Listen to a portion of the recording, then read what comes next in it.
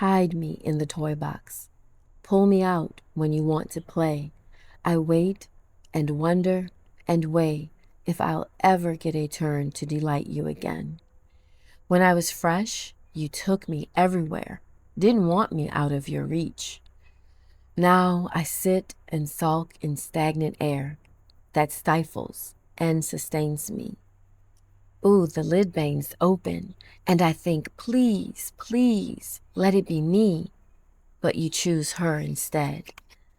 I guess I would choose someone else too. I'm a little worse for wear. I don't flaunt that new smell anymore, and my curls have lost their sheen and bounce.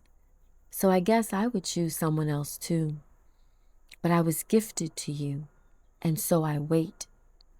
I fall closer to the bottom. My hope lies beneath my tattered dress, my left shoe beneath my hope. Ah, I wait for the lid to open. Until then, I make my home in a toy box, waiting for you to reach in and make me come alive again. I was once the golden child, and maybe you were too, the one who made them proud, smart, capable, easy to brag about. And then one choice, just one, changed how they saw you. Or maybe it wasn't one choice.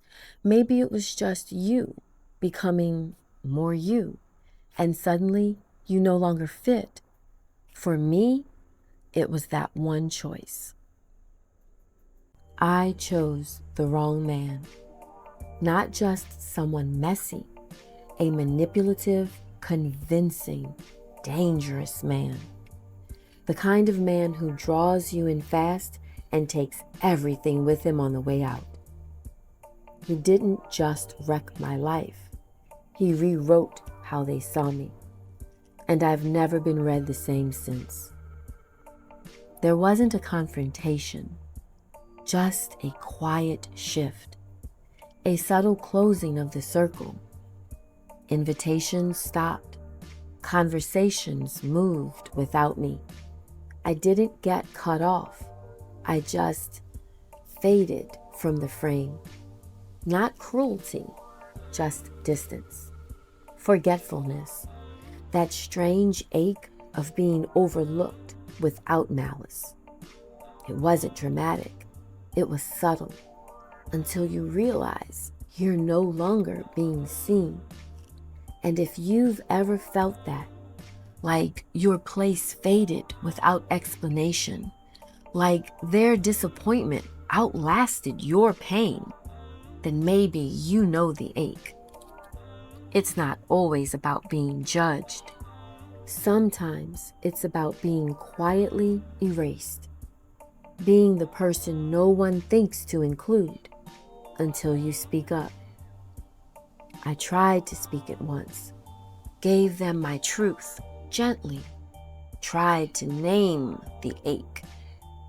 They heard me, and nothing changed. And that's when it burned. Because now it wasn't unintentional. Now it was a choice. Their choice. That's the part that carves the deepest. When silence isn't ignorance, it's indifference. You start to wonder if you imagined it, if maybe you are too sensitive. But deep down, you know. You know what it feels like to be heard until you aren't. And it's not just about being left out. It's the realization that they rewrote you without telling you. You went from golden girl to quiet cautionary tale, from center to afterthought. That kind of forgetting can make you question everything, your worth, your memory, even your own truth. But here's what I had to decide, and maybe you do too. If I care about how I feel, and I do, then I have to stop waiting for them to remember me the way I was. I have to remember myself, the full version, not the tainted version they created to make their distance feel justified.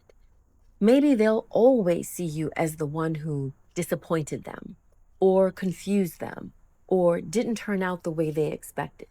I'm not the golden child. I'm not the black sheep either. I'm what happens when you survive both. I've turned their silence into space, their erasure into evolution.